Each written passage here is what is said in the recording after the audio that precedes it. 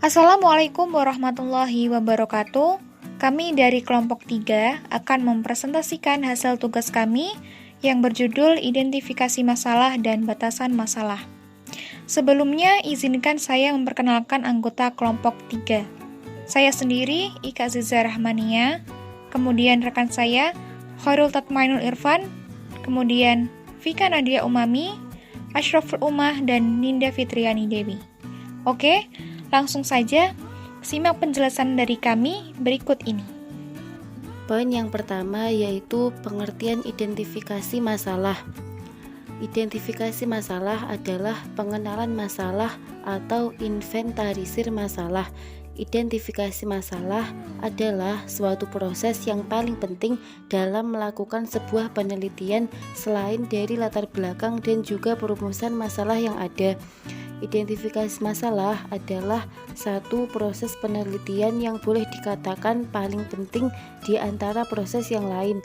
Masalah penelitian akan menentukan kualitas dari penelitian, bahkan juga menentukan apakah sebuah kegiatan bisa disebut penelitian atau tidak. Masalah penelitian secara umum bisa kita temukan lewat studi literatur atau lewat pengamatan lapangan, observasi, survei, dan sebagainya. Masalah penelitian bisa didefinisikan sebagai pernyataan yang mempermasalahkan suatu variabel atau hubungan antara variabel pada suatu fenomena. Sedangkan variabel itu sendiri dapat didefinisikan sebagai pembeda antara sesuatu yang lain. Pengertian identifikasi masalah menurut para ahli. Yang pertama yaitu menurut Surya Sumantri.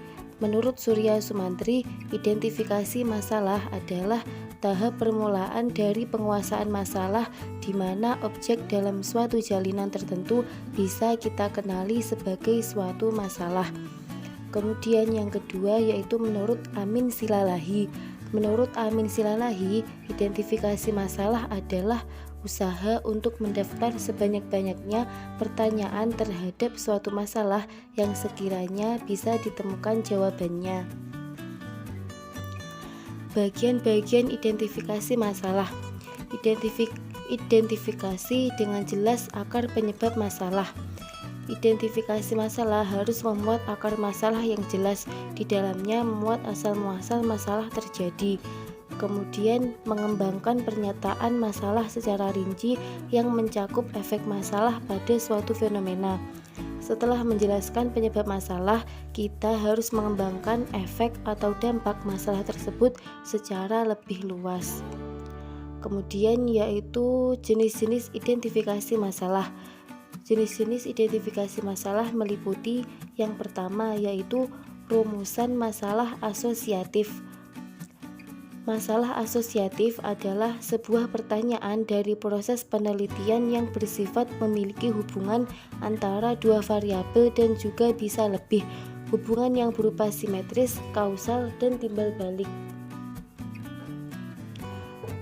Jenis-jenis identifikasi masalah yang kedua yaitu rumusan masalah komparatif.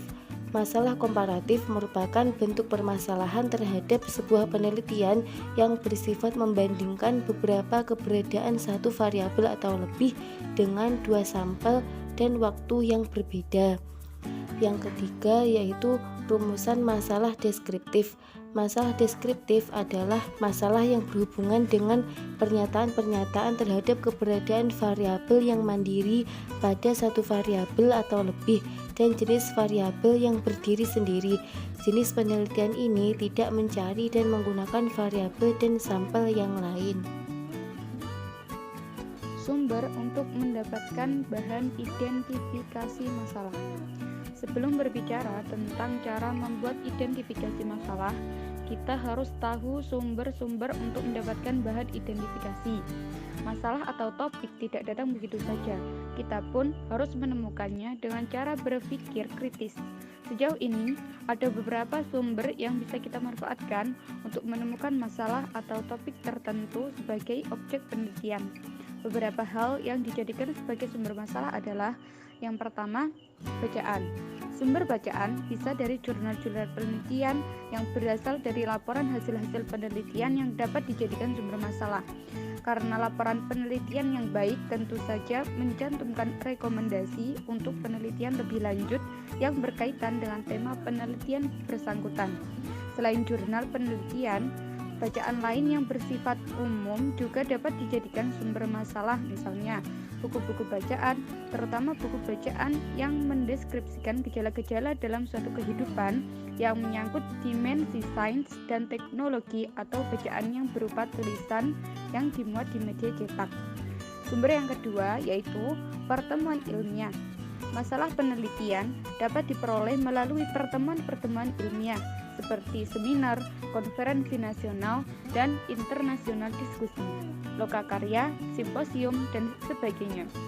Dengan pertemuan ilmiah seperti itu, akan muncul berbagai permasalahan yang memerlukan jawaban melalui penelitian. Yang ketiga, pernyataan pemegang kekuasaan atau otoritas. Orang yang mempunyai kekuasaan atau otoritas cenderung menjadi figur publik yang dianut oleh orang-orang yang ada di bawahnya. Sesuatu yang diungkapkan oleh pemegang otoritas tersebut dapat dijadikan sumber masalah. Pemegang otoritas di sini dapat mencakup aspek formal ataupun non-formal. Sumber yang keempat adalah observasi atau pengamatan. Pengamatan yang dilakukan seorang peneliti tentang sesuatu yang direncanakan ataupun yang tidak direncanakan, baik secara sepintas ataupun dalam jangka waktu yang cukup lama, terstruktur atau tidak terstruktur, itu dapat melahirkan suatu masalah. Contohnya, seorang pendidik menemukan masalah dengan melihat atau mengamati sikap dari perilaku peserta didiknya dalam proses belajar mengajar. Yang kelima adalah wawancara dan angket. Melalui wawancara kepada masyarakat mengenai suatu kondisi aktual di lapangan dapat menemukan masalah apa yang sekarang dihadapi masyarakat tertentu. Yang keenam, pengalaman. Pengalaman dapat dikatakan sebagai guru yang paling baik, tetapi tidak semua pengalaman yang dimiliki seorang peneliti itu selalu positif, tetapi kadang-kadang sebaliknya. Pengalaman seorang baik yang diperolehnya sendiri maupun dari orang lain dapat dijadikan sumber masalah yang dapat dijawab melalui penelitian. Sumber yang ketujuh yaitu intuisi. Secara intuitif, manusia dapat melahirkan suatu masalah. Masalah penelitian tersebut muncul dalam pikiran manusia pada saat-saat yang tidak direncanakan. Poin yang kedua yaitu cara membuat identifikasi masalah. Sebelum mengidentifikasi masalah, peneliti perlu melakukan beberapa hal sebagai berikut. Tujuannya agar identifikasi masalah yang didapatkan matang. Caranya yang pertama yaitu memahami teori, fakta, dan ide tentang bidang atau topik tertentu yang dipilih peneliti. Peneliti harus mengetahui penelitian dalam bidang tersebut dengan cara mengulas literatur. Yang kedua, menumbuhkan keingintahuan agar peneliti mempunyai minat untuk meneliti topik atau masalah tertentu. Yang ketiga, kehidupan dan hubungan yang dibangun oleh peneliti harus terkait dengan kemajuan teknologi. Artinya, peneliti harus melek perkembangan teknologi dan informasi. Yang keempat, pengetahuan dan peneliti harus diperoleh melalui jurnal, majalah, ataupun buku baru. Yang kelima, peneliti dapat menyusun survei saran untuk penelitian lebih lanjut yang diberikan pada akhir laporan penelitian dan tinjauan proyek penelitian. Poin yang selanjutnya yaitu fungsi identifikasi masalah. Berikut ini terdapat sebagian fungsi dari identifikasi permasalahan yang antara lain sebagai berikut. Yang pertama, sebagai suatu titik pusat di dalam riset maupun sebagai suatu petunjuk di dalam riset. Yang kedua, sebagai pemecahan atau pemberi pemecahan dalam masalah maupun menjadi rumusan permasalahan, yaitu suatu pemecahan yang belum bisa terwujud.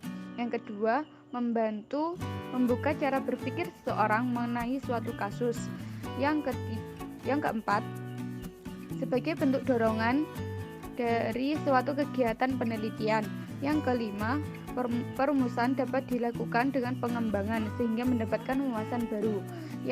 Selanjutnya, tahu apa saja yang harus dibahas, apa saja yang harus diselesaikan sehingga menjadi suatu karya hasil ataupun wawasan baru. Yang terakhir, mempermudah untuk menentukan mana saja yang harus diprioritaskan dan mana saja yang akan menjadi bagian pelengkap. Langkah-langkah identifikasi masalah. Langkah awal yaitu pernyataan masalah secara umum. Definisikan masalah secara umum, kemudian persempit dengan memikirkan kembali masalah, pelajari subjek terkait secara menyeluruh, lalu lakukan survei-survei pendahuluan. Langkah yang kedua yaitu memahami sifat masalah. Cara terbaik untuk memahami masalah adalah melalui diskusi.